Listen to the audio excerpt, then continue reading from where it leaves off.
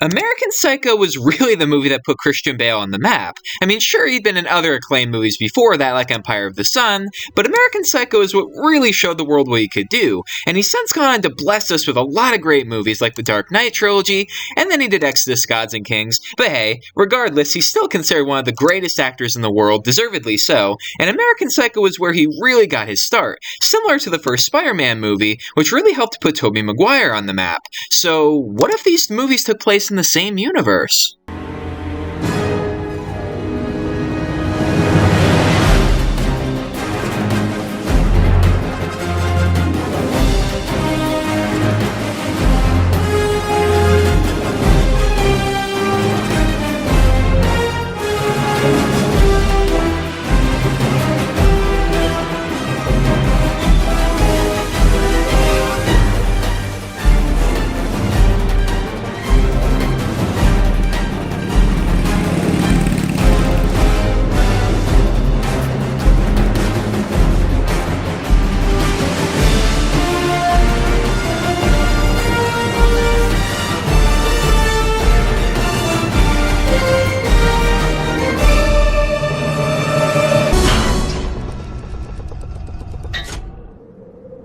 So now, before I properly start this scenario, there are a couple of things that need mentioning. First of all, this movie obviously will take place in the year 2000 instead of the 80s. Feel free to kill me, but personally I think it'll work just fine that way. Also, since Willem Dafoe was in both movies, and I really don't want to recast Norman Osborn, let's just say that Detective Kimball is played by somebody else. Now, last thing to mention is that Spider-Man 1 took place in 2002 as far as I know, since the World Trade Center isn't around in that movie. So for the sake of the scenario, Spider-Man 1 now takes place in the year 2000, and what we think of as Spider-Man 1 with the Green Goblin and the death of Uncle Ben is now Spider-Man 2. So now in this timeline, Peter Parker gets bitten by the spider in the year 2000. Patrick Bateman, we soon learn, is actually the son of Norman Osborn and the older brother of Harry Osborn. Now I know you guys are going to hate that, but let me explain. Okay, in American Psycho, Patrick's fiancée Evelyn mentions that his father practically owns the company he works for. Norman Osborn owns Oscorp Industries. Patrick also mentions at one point in the film that his parents divorced when he was young, and Harry's mother is nowhere in the picture, so that fits too. So in this scenario, Patrick Bateman's birth name is actually Patrick Osborn, but he later changes his last name to his mother's maiden name since he hates being compared to his father, so he works at Oscorp, and despite him trying to distance himself from his family, he maintains the good boy persona. So now Harry is hella jealous of him, since Norman is always comparing him with Patrick. Think about it, Patrick on the outside resembles the perfect American man. He takes care of his health and hygiene, he has the prettiest women on his arms, and he lives in an expensive apartment, and he has a good head for business and fashion. It's just everything that Norman would ever want from a son. However, his attempts to conform to his father's ideals sort of backfire since he regularly gets mistaken for other employees by Paul Allen, just like he was in the actual movie.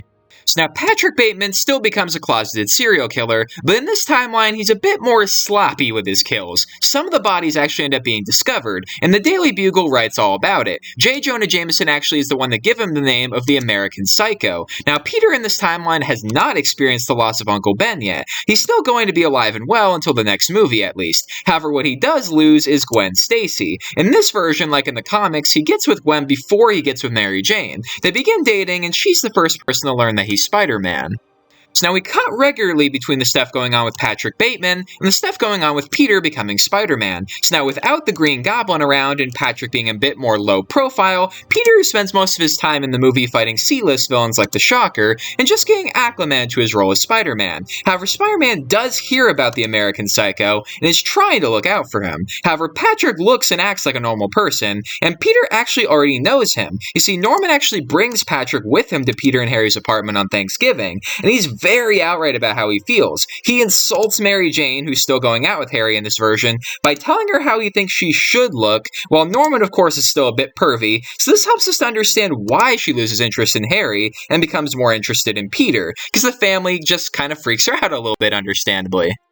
However, our story takes a very, very dark turn when Gwen Stacy, a blonde girl, mind you, Patrick's choice of woman, is murdered by Patrick. And yeah, let me explain. Basically, we get the start of the alleyway scene we had with Mary Jane, where Peter sees someone stalking her and he kind of loosely follows to make sure she's okay. However, Patrick ends up brutally murdering Gwen, and Peter tries to stop him, but he's just too late. So now Spider-Man chases Patrick, and we get the same chase that we got in American Psycho, where he has a shootout with the police, goes on a murder spree, and then holes up in his office to hide from the helicopter as well as Spider-Man. However, after he makes his confession on the phone, Spider-Man swings in through the window, and we get our final showdown between the two. Patrick had some weapons in his office, so now Peter wants to kill Patrick for killing Gwen. He wants revenge, he really, really does. But then he remembers what Uncle Ben said, about how just because he can beat someone up, it doesn't give him the right to. So he simply apprehends Patrick and takes him to the police.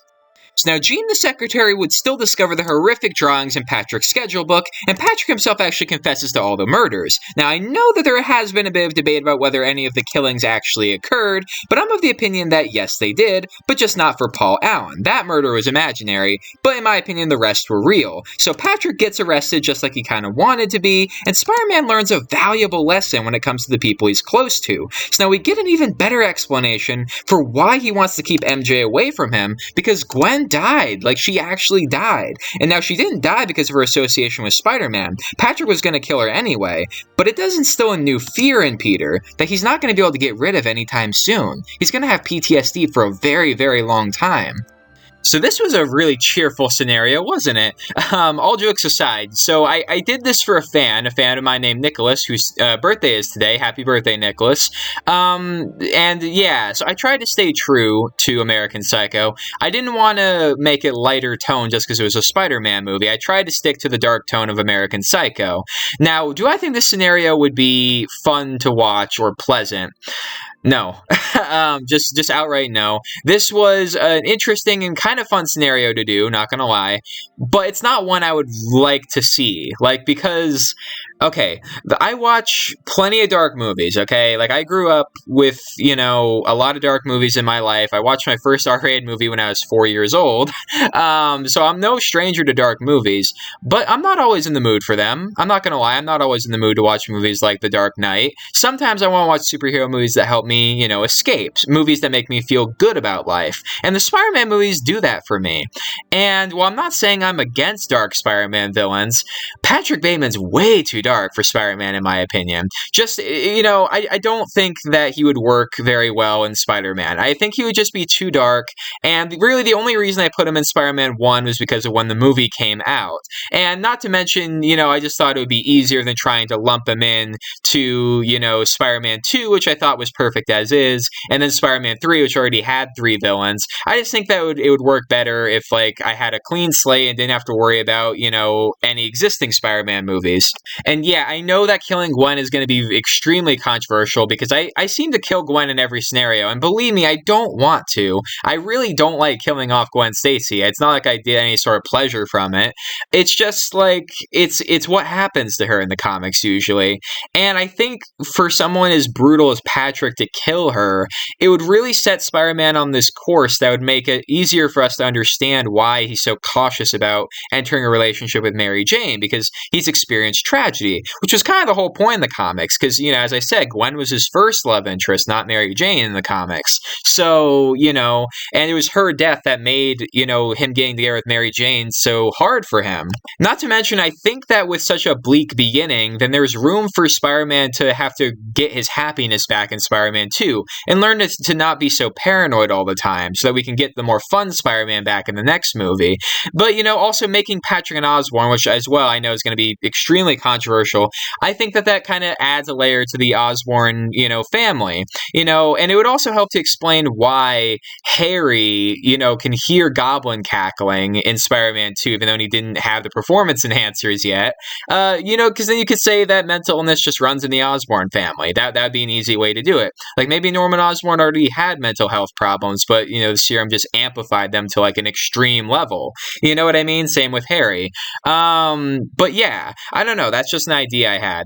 Now, as far as Gwen being dead, I know you're going to ask what would happen in Spider-Man 3 or Spider-Man 4 now, I guess, in this timeline with Gwen not around. Well, if I'm being honest with you guys, I don't think that Spider-Man after this would ever take love for granted again.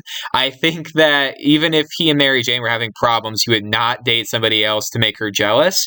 But if they were absolutely going to do that, like if that was absolutely going to happen, I would say it would probably be Betty Brant who would replace Gwen Stacy. Like, I would have Betty and Eddie, that rhymes, dating with each other, and then Betty breaks up with Eddie Brock when it turns out he faked the picture. And then, you know, she goes out with Peter, because there was already an attraction between Peter and Betty, so it would make sense. And then I would just, you know, go from there, the same stuff that they did with Peter and Gwen. And also, I think that the fact that Patrick would be an Osborn in this timeline would also help to kind of add fuel to the fire, because then Norman would hate Spider-Man for putting his son away, which would make, you know, the reason he wants to kill Spider-Man make a little bit more sense.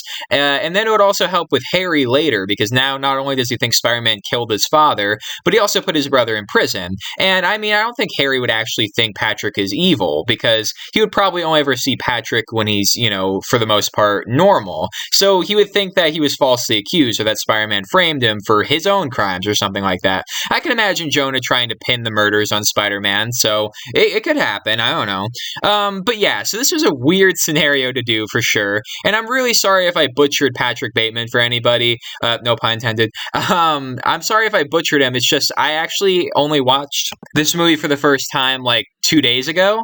So it's very new to me. I'm really sorry. I haven't had the pleasure of watching this movie repeatedly, like I'm sure a lot of other people have. Like, I've seen the Spider-Man movies a lot. Like, I used to watch them like in the 2000s, and I still watch them a lot now. So I have that built-in experience with Spider-Man that I just don't have with American Psycho. So if I did this really badly, then please forgive me. I really did the best I could with the time I had. You know, I wanted to get it out on Nicholas's birthday, and I didn't have that much time to do it because I was doing the Hulk Spider-Man crossover that I didn't want to keep everybody waiting for. So, you know, I did the best I could with this, and I really hope that I did this justice. But yeah, if you ask my opinion, not a good scenario. I don't think Spider-Man's right for this kind of character. I think he's too dark even for, you know, Spider-Man's darker stories like Craven's Last Time. Like, I think he'd be dark even for that story. But it would be interesting. It would be interesting, but I am glad this is not the timeline we got. But anyway, guys, let me know your opinions about this in the comments down below. Also, give this video a thumbs up and share it with all of your friends and all your various social media platforms. And speaking of social media, don't forget to follow me on Instagram, Rinzler_Productions. I'll see you all tomorrow morning in the next video.